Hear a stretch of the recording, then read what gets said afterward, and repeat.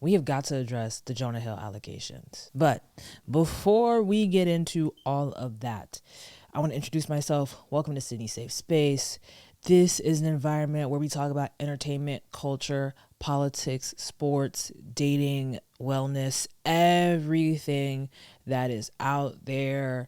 You name it, I am going to talk about it. Actually, no, we are going to talk about it. But before I get into this specific topic, I do want to issue a trigger warning. I think that it would be really irresponsible of me to make this video and not, issue this trigger warning. So this is essentially for anybody who has endured any form of like sexual assault, harassment, things of that nature we'll be talking about, and also for those who have experienced any form of emotional abuse.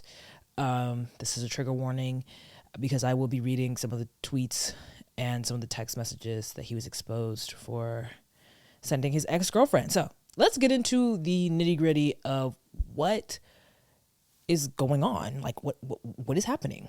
So this Jonah Hill situation is almost sort of connected to the Keke Palmer situation, because similar to Keke Palmer's boyfriend, Jonah had some choice words for his girlfriend because of her attire.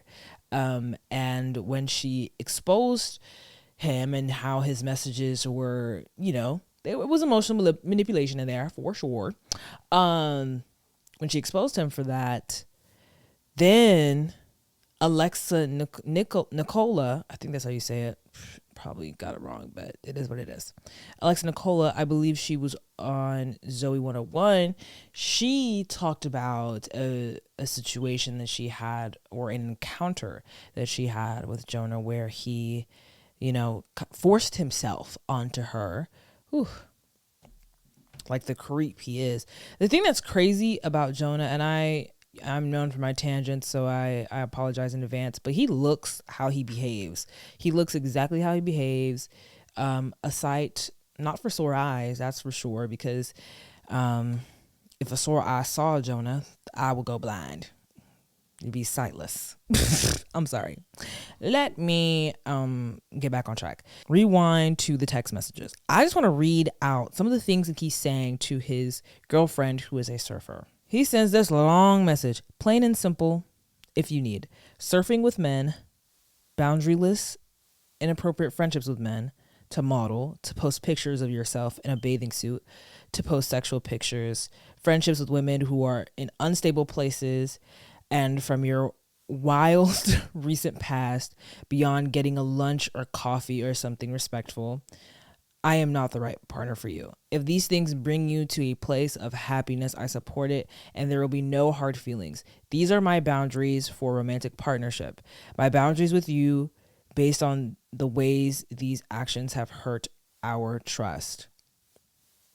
I think it's so fascinating how he uses the word boundary, because his boundary restricts her way of life. Like, if your boundary is a restriction on someone else, then it's not a boundary. You're just controlling. I think what's even more disturbing about this whole boundary situation, and I feel like I've heard that word a billion times in the past week, is that people are starting to use like therapy speak and then just manipulate people with the therapy speak, right? Because at first glance, like what he's saying doesn't sound that crazy, right? Like, it's like, okay, these are the things that you're not comfortable with, and you're just communicating that to your partner.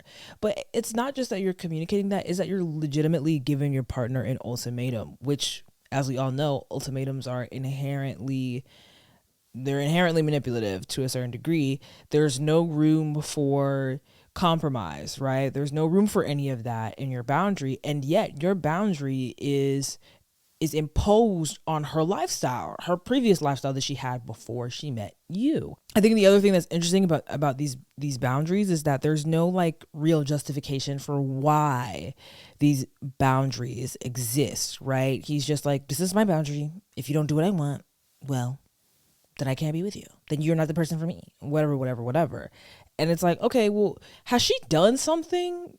Hold on. You're acting as if, or behaving as if, this person has broken your trust. But has she? Or are you just a controlling maniac? So next, let's get into the other issue of of Jonah's, which is what he did to Alexa Nicola. So her tweet thread reads, after reading Sarah Brady's admirable post about Jonah Hill, I just gotta say, when I was 16, I got invited to a house party at Justin Long's house where he was living with some lame predator actor from CSI Miami. He was sleeping, aka assaulting a minor. Ooh, okay. A friend of mine that was also 16 or 17. Anyways, Jonah Hill came over at some point and we were all pretty wasted because of course, the predators were feeding us minors a bunch of alcohol. Jonah Hill seemed to have his eyes on me because at one point I wanted a cig, and he said he had one in his car right outside. Didn't seem like too much of an effort, so I trusted him.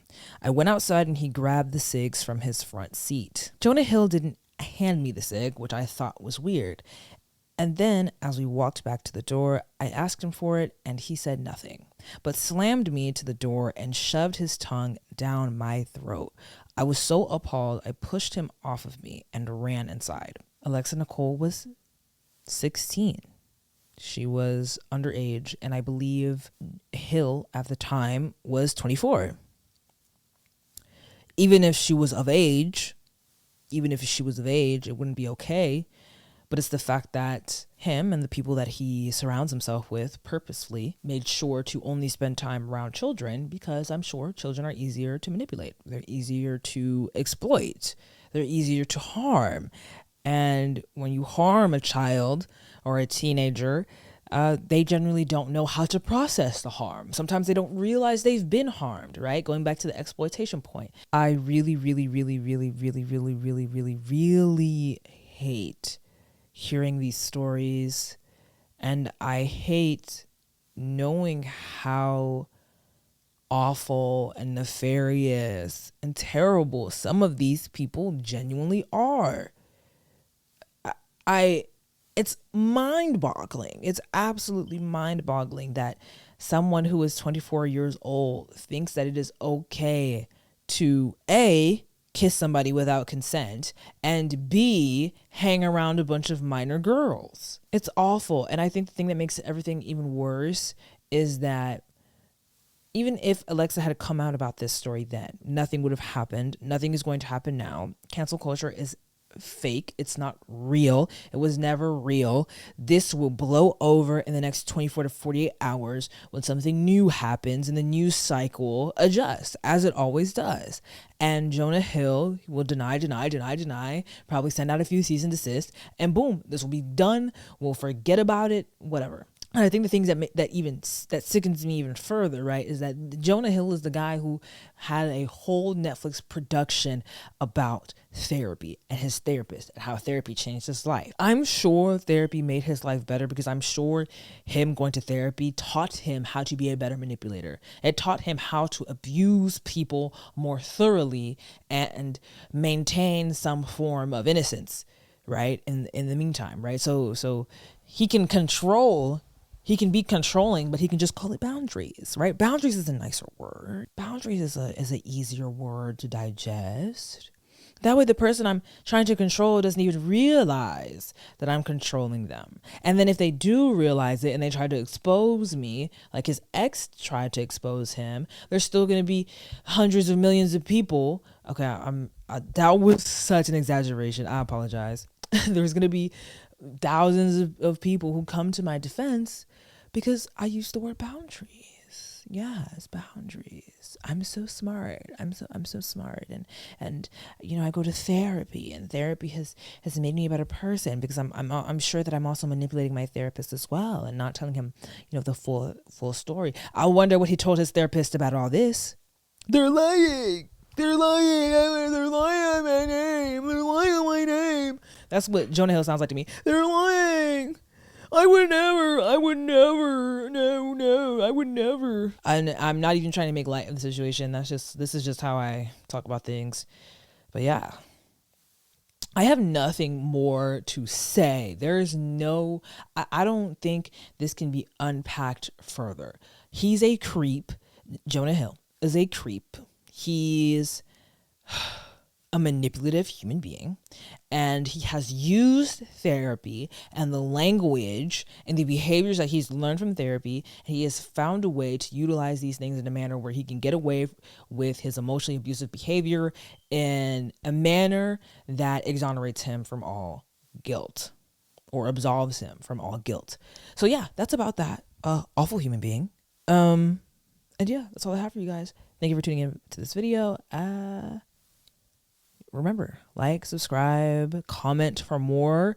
I've been saying this for like so long. I feel like I've been saying this for 6 months that I'm going to be more consistent, and I haven't. Spoiler, haven't been as consistent as I want to be, but it is a work in progress. Okay, gotta have grace towards yourself. But yeah, hope you guys are all well, and that's all I got for you guys today. Thanks.